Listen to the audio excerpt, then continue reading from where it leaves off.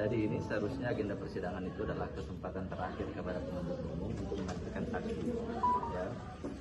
Nah, pada saat awal persidangan dibuka, mereka menyatakan sudah siap 2 orang saksi atas nama Pak Sudirman sama dari pihak MIDI.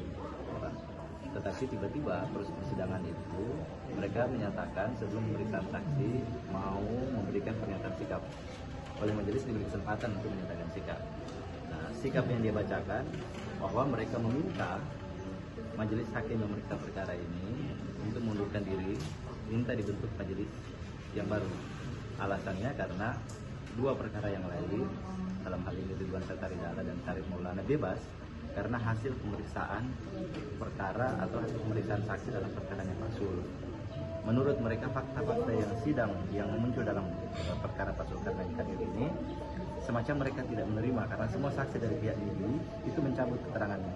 Ada 3 poin yang dicabut dari pihak MIDI. Pertama, bahwa mereka merasa tidak pernah terpaksa memberikan dana. Terus yang kedua, dana itu adalah dana dari, bukan dana mereka, dalam hal ini uang dari Lazismi.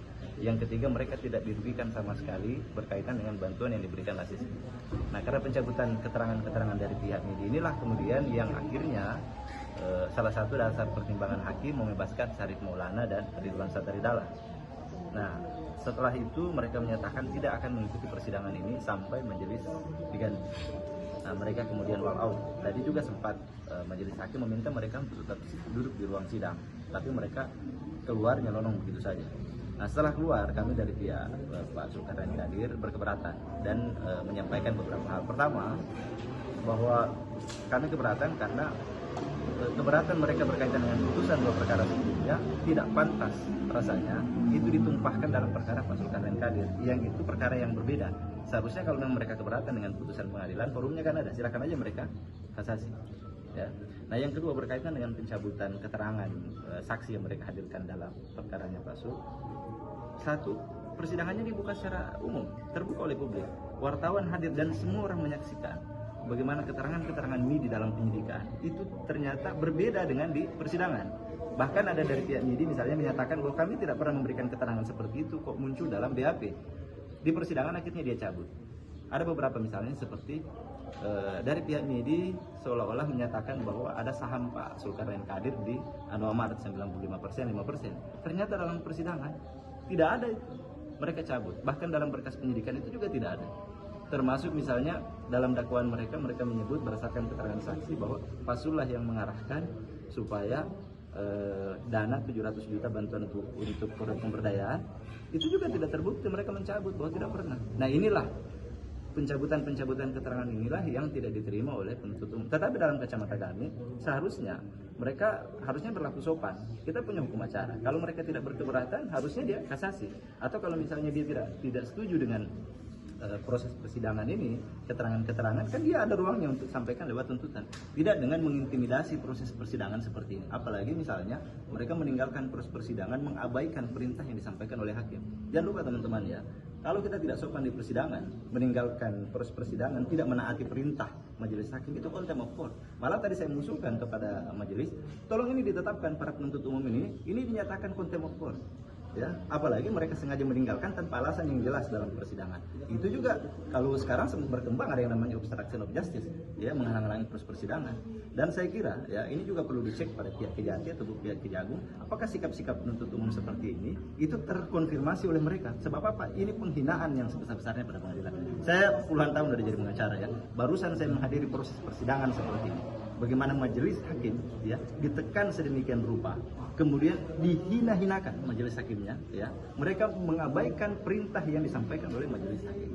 Nah, oleh sebab itu kita berharap ya pihak pengadilan betul-betul menegakkan kekuasaan kehakiman, tidak mudah diintervensi seperti ini. Kalau mereka menyatakan ada problem kode etik, ya silakan aja dilapor secara etik. Tadi dia sampaikan bahwa ada konflik kepentingan oleh dalam persidangan ini. Tetapi dia tidak bisa menunjukkan yang mana konflik kepentingannya. Undang-undang kekuasaan kehakiman jelas menyebut konflik kepentingan yang dimaksud itu adalah kalau ada hubungan ya dengan salah satu pihak. Yang dimaksud hubungan adalah hubungan kekeluargaan. Kita kemarin masih rame misalnya soal MK.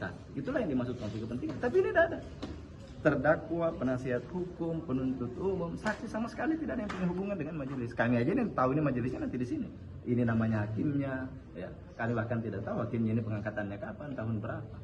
Nah, kalau mereka tidak mampu membuktikan dakwaannya, tidak mampu membuktikan tuntutannya, tidak bisa kemudian seolah-olah mereka langsung menyebut bahwa ini ada keberpihakan. Problemnya adalah Anda tidak mampu buktikan dakwaannya dalam dua perkara yang lain.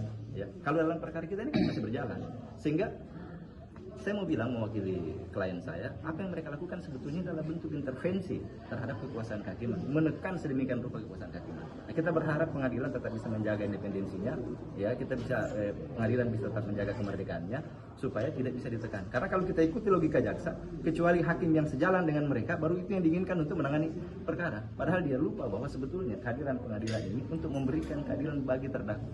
KUHP itu dibentuk untuk memberikan keadilan bagi terdakwa. Kepentingan siapa yang diwakili penuntut umum? Enak saja begitu keluar dari persidangan, ya, meninggalkan ruang sidang, tidak mampu mempertahankan dakwaannya, kemudian disalahkan pihak lain. Seharusnya mereka bekerja dengan benar. Banyak sekali fakta persidangan, cuma saya tidak membuka ya. Fakta persidangan bagaimana BAP itu oleh saksi sendiri yang dinyatakan BAP-nya mereka tidak sama dengan apa yang disampaikan dengan dituangkan dalam penyidikan. Oleh sebab itu kita berharap ke depan kejaksaan yaitu lebih profesional, termasuk dengan paling penting kepada pihak pengadilan negeri dalam hal ini kekuasaan kehakiman untuk lebih merdeka dan independen, tidak mudah ditekan begitu saja. Kita berharap putusan ini ke depan nanti proses pemeriksaan itu betul-betul disandarkan pada fakta persidangan, bukan fakta yang dibuat oleh jaksa, oleh penuntut umum. Bang, kalau ini dari narasi apa semua kan kayak seolah-olah